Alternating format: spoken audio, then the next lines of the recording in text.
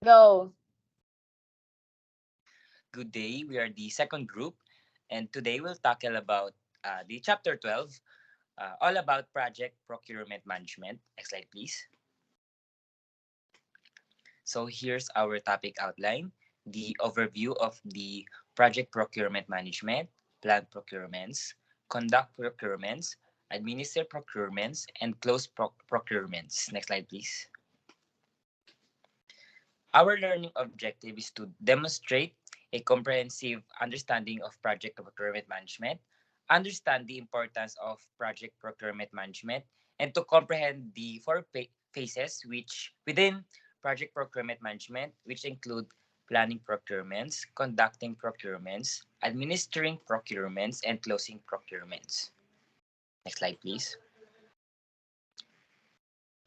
So let's first define the project procurement management. This is the process of buying or acquisition of essential essential requirements such as products, services, or even results of a project to fully complete a task. These requirements will come from outside the project team. In short, obtaining the requirements from external resources. This management must attain or must include proper contract management to show a mutual commitment between two parties, namely the buyer and the seller, and also must acquire change control processes to resolve unexpected problems that may arise during the procurement or the execution of the project. Next slide, please. So the figure shown illustrates the project procurement management overview, which contains its four processes, namely the plan procurements, conduct procurements, administer procurements, and close procurements. These four processes will be further discussed by my group mates, but to give you all an insight, plant procurements entails identifying project requirements, consolidating diverse needs, and establishing optimal acquisition timelines to guarantee resource availability to pivotal project stages. Second, the conduct procurements. It encompasses soliciting bids from qualified vendors, applying established evaluation criteria, and awarding the contract to the chosen supplier, thereby formalizing the agreement for goods and services. Third, administer procurements. It involves fostering collaborative relationships with vendors, monitoring contract deliverables and milestones, and implementing correlative actions to address deviations and ensure project success. Lastly, is the close procurements. This process ensures the accurate documentation of final deliverables, performance against contractual obligations, and any discrepancies encountered, culminating in the archival of this information within project management databases for future references and potential lessons learned. Next slide, please. As it was mentioned, project procurement processes must have a contract management. So here are some of the main characteristics of a procurement contract. First, it must contain the legal documents of both the seller and buyer, like the seller's specified products, services, and results that they offer, and also the buyer's monetary compensation capabilities. Second, all terms and conditions stated in the contract must be agreed by both parties. It, it is, of course, to maintain the fairness to the parties involved in the contract and for them to meet their specific needs for the project. Third, the procurement contract must undergo through an extensive review and approval process. Same reason as the second characteristic, the review and approval process will help specify the particular product, services, and results needed to execute a project. Fourth is the contract may be supported by a contracting, purchasing law, and technical discipline specialist. It is to further develop and enhance the contract's reliability, quality, and effectiveness. The last one is the contract or the agreement may incorporate risk. This risk may not only pertain and imperil one side of the contracting parties but both of them. But with an established and active managing of the contract, life cycle, and Also, meticulously wording the terms and conditions of the procurements, this risk will be avoided or at least minimized.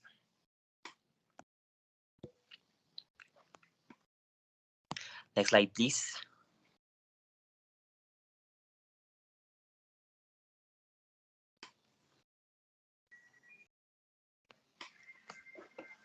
First, let us start with land procurements. In this figure, as you can see, we'll tackle each of various activities involved in these processes. But first, what is the definition of land procurement? It is defined as a critical phase in project management process that involves documenting decisions related to purchasing, specifying the approach, and identifying potential sellers. This process is vital for identifying project needs that can be met by acquiring products, services, or results externally versus those that can be handled by the project team. Here, this diagram shows a visual breakdown of how to effectively source external resources for a project. It maps out essential elements like inputs, project charter stakeholder register, outputs, procurement plan and contracts, and key processes, planning, conducting, and administering to secure needed goods and services. Also, data stores like contracts and performance records are further highlighted. Next slide, yes. So the planned procurements process also includes consideration of potential sellers, particularly if the buyer wishes to exercise some degree of influence or control over acquisition decisions. Considerations should also be given to who is responsible for obtaining or holding any relevant permits and professional licenses that may be required by legislation, regulation, or organizational policy in executing a project. The requirements of the project schedule can significantly influence the strategy during the planned procurement process. Decisions made in developing the procurement management plan can also influence the project schedule and are further integrated with developed schedule, estimate activity, resources, and make or buy decisions. The planned procurement process includes consideration of the risks involved with each make or buy decision. It also includes reviewing the type of contract planned to be used with respect to mitigating risks, sometimes transferring risks to the sellers. Now, delving in specific processes under planned procurements, let's proceed to the inputs. For the first one, scope baseline, this describes the need, justification, requirements, and current boundaries for the project. It simply outlines what the project aims to achieve and any limitations. It consists of the following components: the scope statement, WBS, and WBS dictionary. For the second one is the requirements documentation. By listing important project requirements, it helps in planning procurements by considering the legal, safety, and performance aspects. Requirements may include important information about project requirements that is considered during planning for procurements and requirements with contractual and legal implications that may include health, safety, security, performance, environmental, insurance, intellectual property rights, equal employment opportunity, licenses, and permit, all of which are considered when planning for procurements. Now, for number three, teaming agreements. These are legal contractual agreements between two or more entities to form a partnership or joint venture, or some other arrangements as defined by the parties. The agreements defines buyer-seller roles for each party. Whenever the new business opportunity ends, the teaming agreement also ends.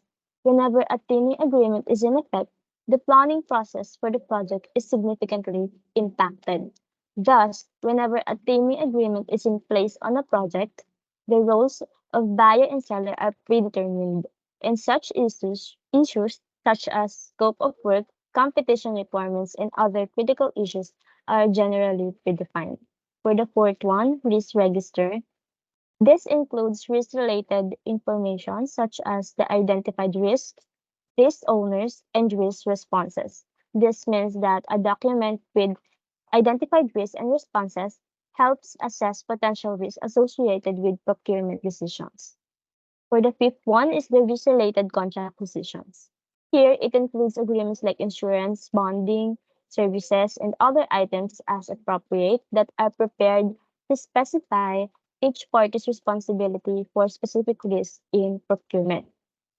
For the next one is activity resource requirements. It contains information on specific needs such as people, equipment, or location, which is very essential for planning resources in procurement activities. Next is the project schedule. Information on required timelines or mandated deliverable dates because timelines information for the project affects the overall procurement planning and decision making.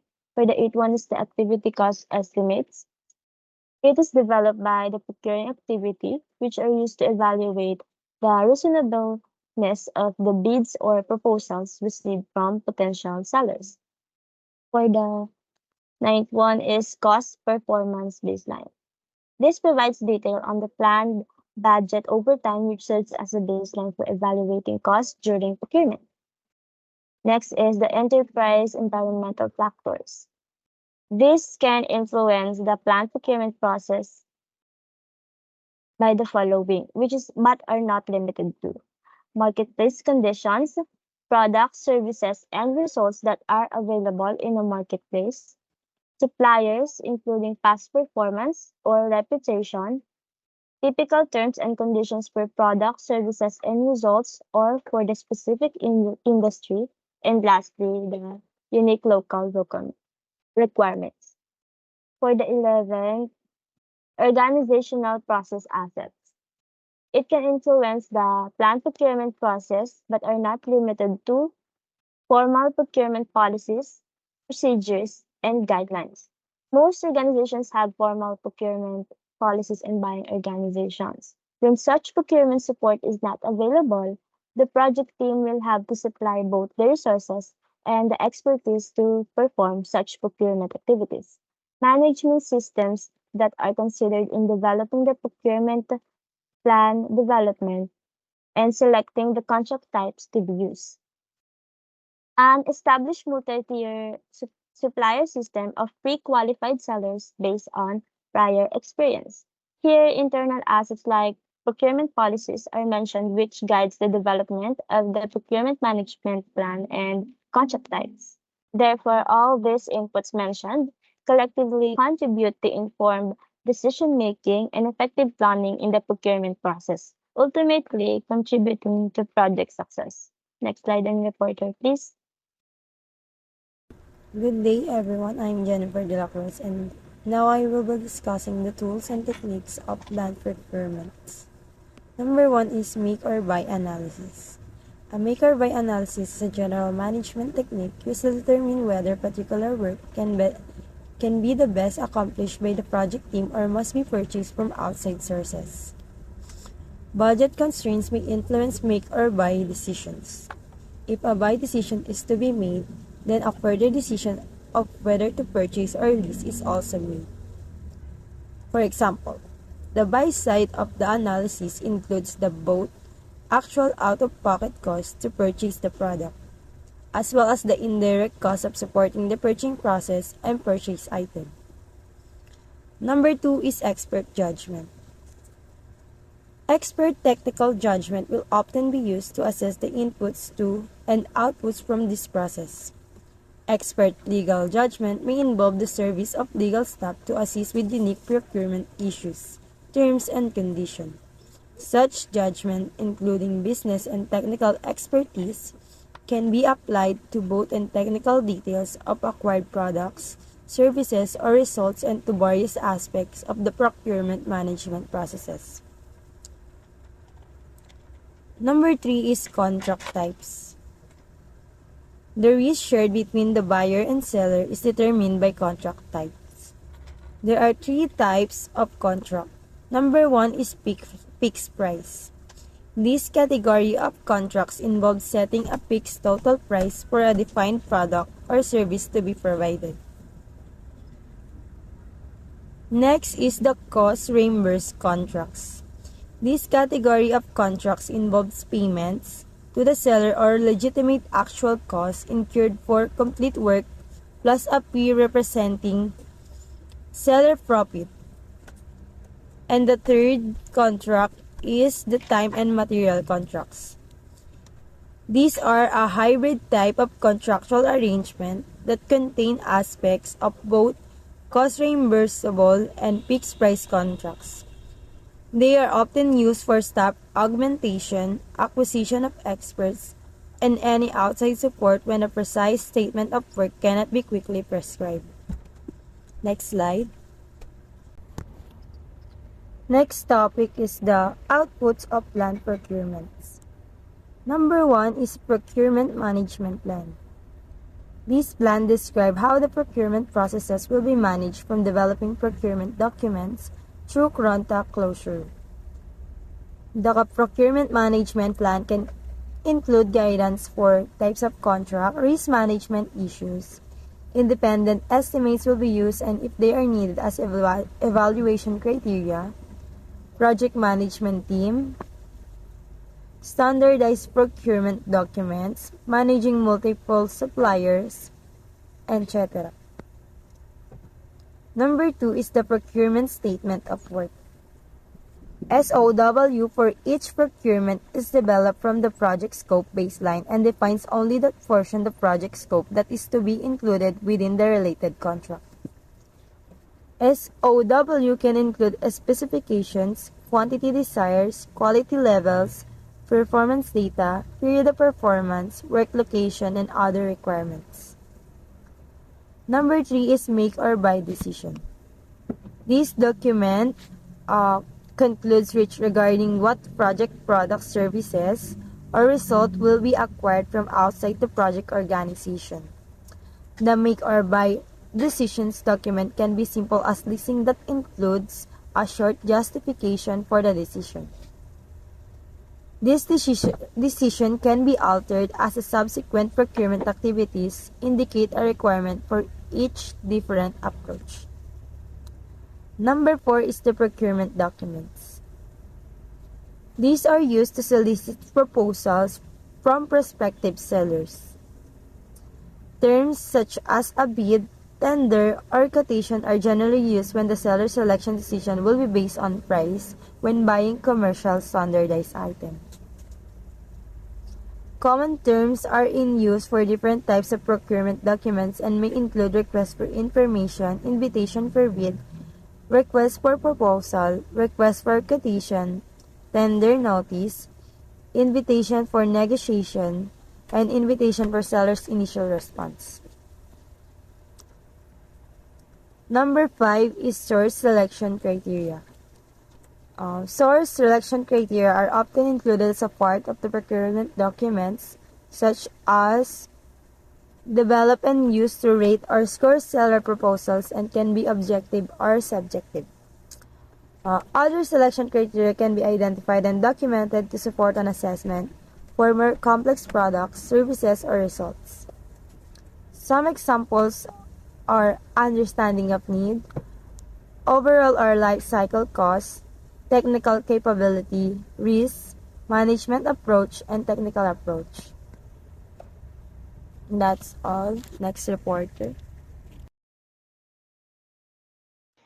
So for our second process, pabak po. Yan. So for our second process, we have to conduct procurement.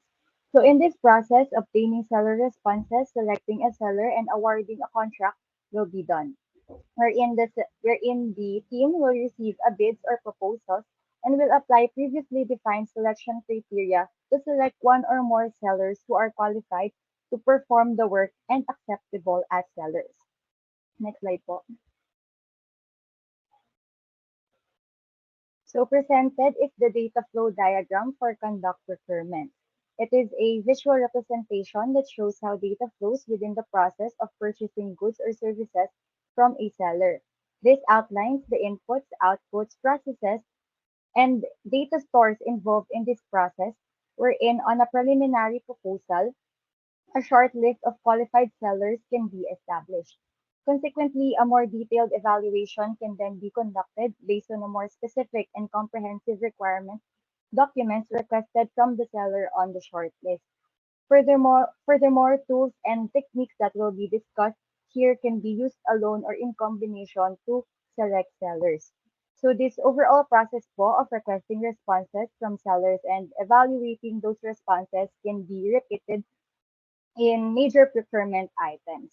With that, let us now proceed po to the breakdown of this process. Next slide po.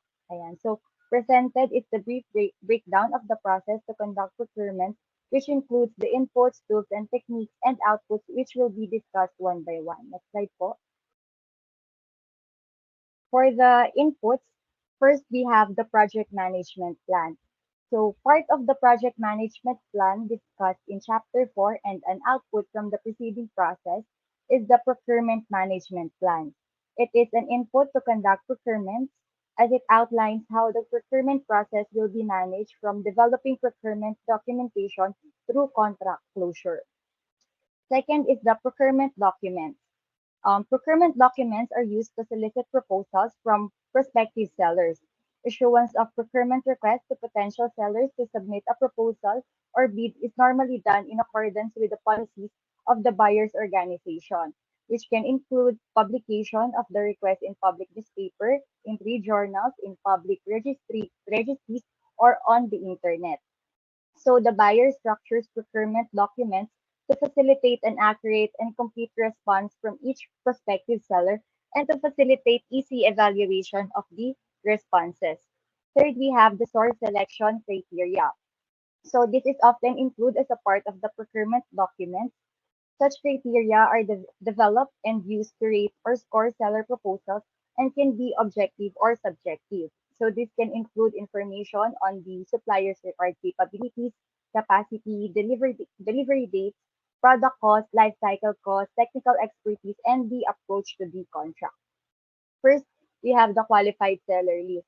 This is a listing of sellers who have been pre-screened for their qualifications and past experience, so that procurements are directed to only those sellers who can perform on any resulting contract. Fifth is the seller proposals. So seller proposals are bids or proposals made by sellers offering their solutions and pricing. So these proposals are prepared in response to a procurement document package, which serves as the basic set of information used by an evaluation body to select one or more successful bidders or sellers. Six, we have project documents. Project documents that are often considered include risk-related contract decisions wherein contract type can shift risk allocation between buyer and seller, and specific clauses that can address potential risk and ensure accountability. Um, so these specific project documents are considered crucial in conducting procurement as this greatly help identify and mitigate procurement risks that are vital in the success of the project procurement. Next slide po. For our seventh input, we have make or buy decisions. Make or buy decisions refer to deciding whether the project products, services, or results should be acquired from external sources or developed internally by the project team. So these decisions have a significant impact on the procurement process as they determine what needs to be procured from whom and with what considerations. So this sets the stage for seller identification, cost analysis, contract negotiation, and risk management. Eight, we have teaming agreement. So whenever a teaming agreement is in place, the buyer and seller roles will have already been decided by executive management. So in some cases, the seller may already be working under some form of interim contract funded by the buyer or jointly by both parties. So the effort of the buyer and seller in this process is to collectively prepare a procurement statement of work that will satisfy the requirements of the project. And then after that, the parties will then negotiate a final contract of award. Lastly, we have organizational process assets. So Elements of the organizational process assets that can influence the conduct procurement process include, but are not limited to the following. So first is listing of prospective and previously qualified sellers and information on relevant past experience with sellers, both good and bad. Next slide po and next process. So let's proceed to the conduct procurement tools and equipment. So for the first one, bidder conference. A bidder conference is a meeting that an agency will schedule upon releasing a new bid proposal. The bidders conference is designed to allow interested and eligible vendors to ask questions regarding to the project. This will give vendors a better understanding if their business is interested in seeking out the project and also if their company is qualified to complete the work. So for the second one is proposal evaluation techniques. The proposal evaluation techniques refers to reviewing the proposal given by the suppliers to support the contract award decision of the buyer and the project team. The proposal evaluation techniques are the one of the tools of conduct procurement, which is a process of obtaining the responses from the sellers, including its selection and awarding of the contract. So for the third one is independent estimates. Independent estimates are one of the tools and techniques for the PMI process to conduct procurements. These estimates can be made by the procuring organization or other organization such as professional estimators for comparison to the prospective seller's quote. Significant differences in estimates should be investigated for underlying causes to ensure they meet the requirements and do not include unnecessary components. So for the fourth one is expert judgment, a technique in the project planning process that refers to making a judgment based on skill, expect, expertise, or specialized knowledge in a particular area. The expertise can be based on the individual's training or educational background, career experience, or knowledge of the product market. So for the fifth one is advertising. It is the way to it is the way to communicate to customers. It plays a vital role in competition and project management. Aside from being important for the customers to know about the different products available in the market, it plays an important role for companies to increase their sales. It also helps them to know about their competitors and plan their course of action to meet the level of competition present in the market. So, for the sixth is internet search. An internet search, otherwise known as a search query, it is an entry into a search engine that yields both paid and organic results. The paid results are the ads that appear on the top of the bottom of the page, and then they mark accordingly. So for the last one is procurement negotiations. Negotiation is a conversation to reach an agreement. Procurement negotiation is a process by which professionals engage with each each other to create agreeable terms of for contract. Both parties typically discussing pricing, payment, delivery date, and timeline. Ideally, the negotiation should consider the best option for both parties to build strong relationship and to lead long-term businesses. So, pa-next slide po ulit, and next reporter. So for the outputs of conduct procurements, first we have the selected sellers. So the sellers selected are those who have been judged to be in a competitive range based upon the outcome of the proposal or bid evaluation, and who have negotiated a draft contract that will become the actual contract when award is made. Final approval of all complex, high value, high risk procurements will generally require organizational senior management approval prior to award. Second, we have the procurement contract award.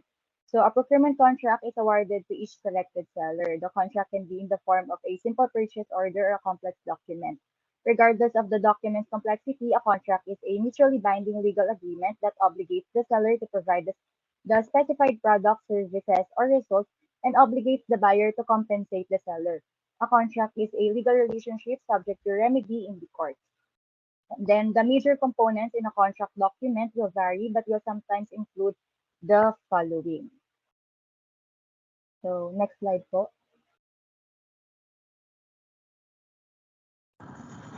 So for the third is resource calendar. It is a tool to make that the project team is available to work when you need them to execute the task. It shows who is available and when, so the project manager can assign them to tasks.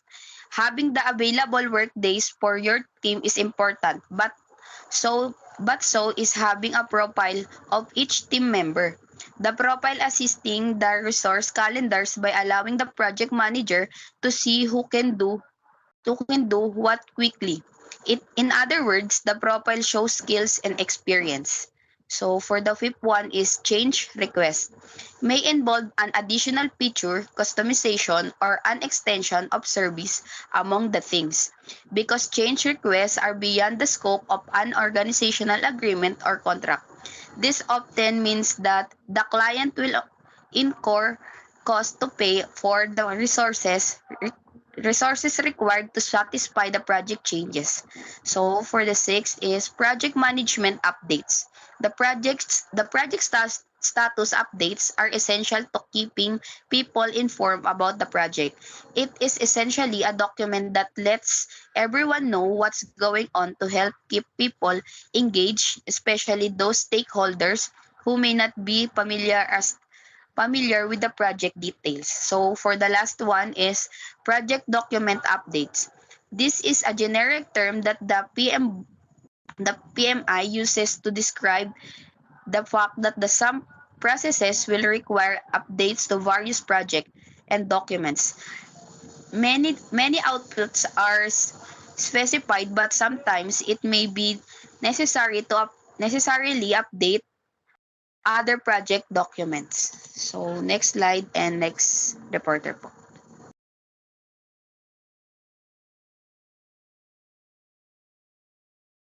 So for the third process, we have administrative procurement. It is a process of managing procurement relationships, monitoring contract performance, and making changes and corrections as needed.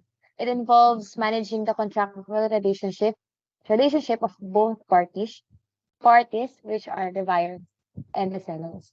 So to ensure that both parties adhere to the terms and conditions outlined in the contract, including the delivery timelines, quality standards, and financial agreements. Next,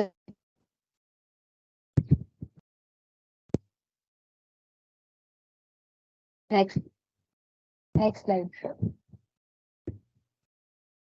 Administer procurements in the context of project management is about managing and overseeing all the procurement activities within a project. This involves applying project management to fit smoothly into the larger picture of the project. Project management processes. Next line. Back po. Yan. So the project management processes that are applied may include and but not limited to the following. First, we have direct and manage project execution and authorize the seller's work at the appropriate time. This is to make sure that things are getting done as planned. Next, we have is to report performance to maintain and monitor contract scope, cost schedule, and technical performance. It is important to inform everyone on progress, particularly with regard to the scope, cost, timeline, and technical performance of the contract. Next is to perform quality control to inspect and verify the adequacy of sellers' products. Make sure that sellers' products are up to standard by providing them a more thorough inspection of their products to essentially meet the project's quality standards and specifications. Next we have is to perform integrated change control to assure that changes are properly approved and that all those we need to know are aware of such changes. So just make sure that any modifications to the plan are authorized and shared with all the relevant parties. And lastly is to monitor and control risk to ensure that these are mitigated. So monitoring for potential issues and make sure that we address them immediately prevents delay, cost overruns, and also disruptions in the supply chain. Next slide po. In project management, the process administering procurements involves several inputs, tools and techniques and outputs which serves specific purposes. Next slide po. Inputs includes the following parts. So first, we have procurement documents. It contains complete supporting records for administration of the procurement processes. That includes the contract, awards, and the statement of work. So the purpose is to provide a clear understanding of what has been agreed upon, outlining the scope, the terms and conditions of the procurement. Next we have is the project management plan. So this gives us an information about how procurement should be handled in relation to the project as a whole that is included in this plan. It offers us the guidelines and actions that must be taken. Next we have is the contract. Contract is a formal agreement between the buyers or the suppliers. It contains crucial details about the products or services to be provided, terms of payment, delivery schedules, and quality requirements. Next we have is the performance report. So seller performance related documentation includes sellers develop technical documentation and other deliverable information provided in accordance with terms of the contracts, and seller performance report that indicates which deliverables have been completed and which have not. Next is we have approved change requests. So in this part, we incorporate modification to the contract's terms and conditions, such as the procurement statement of work, price list, and explanation of the services or outputs to be rendered for the project. Before being put into effect, every modification must be legally authorized and documented in writing. And lastly, we have work performance information. So it provides a thorough understanding of the project's development in terms of cost, quality, and financial relationship with other parties. Project managers and other stakeholders knowledge need this knowledge in order to make a well-informed choices, address challenges, and guarantee that the project is completely successful. Next report, please. So now let's proceed with the tools and techniques in administering procurements. First one is contract change control system. This is where modification to the procurement process can be made. This includes paperwork, tracking system, dispute resolution procedures, and approval levels needed for authorizing changes. Next is procurement performance reviews. These are formal evaluation of how well suppliers meet an organization expectations. They're essentially a report card for vendors, assessing their performance across various aspects of the procurement process. This helps businesses understand their suppliers' strengths and weaknesses, identify areas for improvement, and make informed decisions about future partnerships. Next is inspections and audits. Inspections and audits are crucial tools for maintaining quality, minimizing risk, and ensuring compliance throughout the procurement process. They act as an independent assessments, verifying that suppliers are performing as agreed upon, that the internal controls are functioning effectively. The next one is performance reporting. Performance reporting in administered procurement refers to the systematic collection, analysis, and presentation of data that evaluates the effectiveness and efficiency of an organization's procurement activities. It provides insight into how well the procurement function is achieving its goals and objectives, identifies area for improvement, and demonstrate the value it brings to the organization. Next is payment system. Payment systems in administered procurement refer to the methods and technologies used to handle financial transactions throughout the procure to pay P2P process. It's essentially the engine that keeps the procurement cycle running smoothly by ensuring timely and accurate payments to suppliers. Claims administration. It is a structured process for managing and resolving disputes or disagreement that arise between buyers and sellers during a procurement contract. It ensures fair and timely resolution of claims, protecting both parties' interests and maintaining contractual relationship. Lastly is the record management system. The records management system is an efficient tool for managing the entire life cycle of procurement related records, from creation to disposal. This system guarantees that all records are well organized, secure, and easily accessible for compliance, audits, decision making, and knowledge preservation purposes. It is an essential tool for maintaining accurate and complete records, which are critical for making informed decisions, minimizing risk, and preserving institutional knowledge. Next slide, please. As for the outputs, first one is procurement documentation. It encompasses all written records that capture and track procurement activities throughout a project life cycle. It is crucial for administering procurement contracts, ensuring compliance, managing supply relationships, and maintaining transparency. Procurement processes are effectively managed through it. Next is organization process asset updates. These are the accumulated knowledge, guidelines, templates, processes, and historical information that an organization has developed over time to guide its operation. OPAs are valuable resources that can improve efficiency, consistency, and decision making in procurement activities.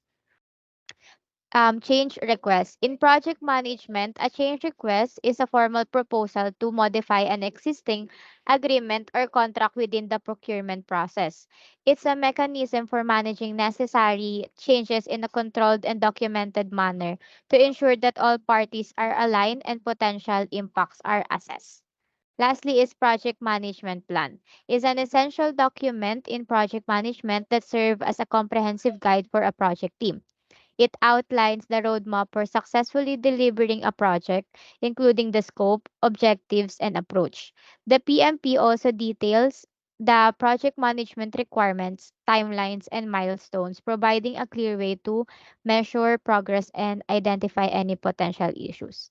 So, in the context of administering procurements, inputs, tools, techniques, and outputs serve the purpose of ensuring a process that is efficient and effective. This is achieving by aligning with the project's goals and objectives, maintaining contractual compliance, managing risk, and ensuring quality and performance standards are met.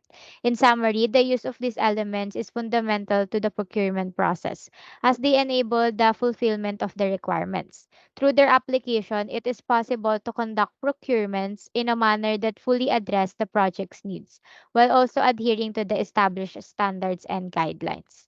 Next slide and next reporter, please. Okay, let's proceed to close procurements. So for the input, we have the project management plan. Next slide.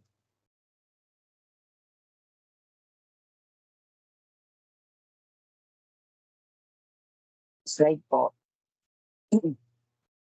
A project management plan for PNP is a comprehensive roadmap that outlines the execution strategy for a project. So, pro- the PMP serves as a comprehensive integration and consolidation of all subsidiary management plans and baseline derived from the planning processes. It encompasses the array of elements including but not limited to first, the life cycle selected for the project and the processes that will be applied to each phase. This defines the overall framework work for how the project will be managed, such as waterfall, ice, agile, and hybrid approaches. So next is the result of tailoring by project management system management. This includes the specific processes, tools, and techniques that will be used to manage the project based on its unique need and complexity. Next is how work will be executed to accomplish the project objectives. So this outlines the breakdown of work into tasks and subtasks, as well as the roles and responsibilities of team members. Next is the a change management plan that documents how changes will be monitored and controlled. So this ensures that any changes to the project scope, schedule, and budget are managed effectively and do not disrupt the overall plan. Next is the procurement documentation. The procurement documentation comprises a set of essential documents that facilitates the procurement process in a project. This documentation helps to define the procurement needs, specify the requirements, and establish the terms and conditions for procurement. The procurement documentation is a critical aspect of project management, particularly in project procurement management knowledge area. Next slide. For the tools and techniques, we have procurement audit. So the procurement audit is a crucial and valuable component of the closed procurement process. It plays an important role in ensuring that the project procurement activities are conducted efficiently and in accordance with the project management plan and relevant standard. Next is negotiated settlement.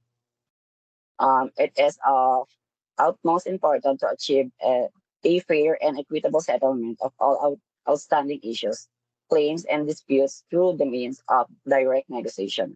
Should this prove an unsuccessful alternative, dispute resolution methods such as mediation and arbitration may be pursued.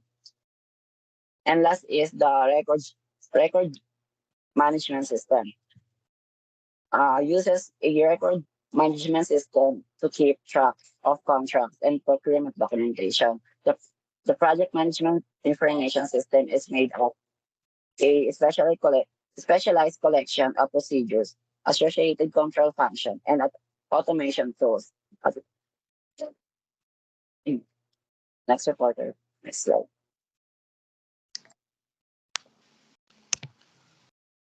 So last is the outputs in the closed procurements.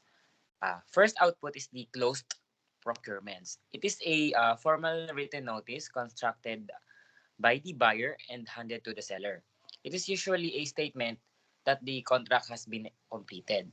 This procurement closure are mostly already included at the terms and definitions of the contract. Next slide, please. Second output is the organizational process assets updates.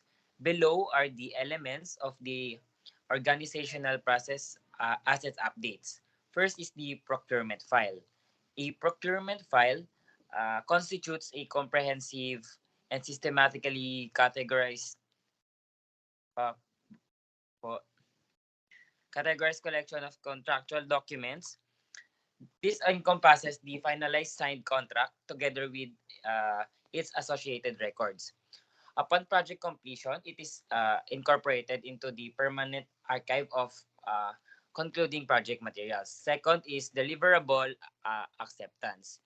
Deliverable acceptance is marking the formal acknowledgement by stakeholders that a specific project outputs meets agreed upon criteria and is fit for its intended purpose. It signifies the success completion of a significant milestone and paves the way for project progression. And last is the lesson learned documentation. Lesson learned documentation is a critical tool in continuous improvement, capturing invaluable insights gained from experiences and sharing them to elevate future endeavors. Uh, it essentially distills the what went well, what didn't go well, and what could have been done better from projects, tasks, or even personal experiences. So that's all for our report. Thank you so much.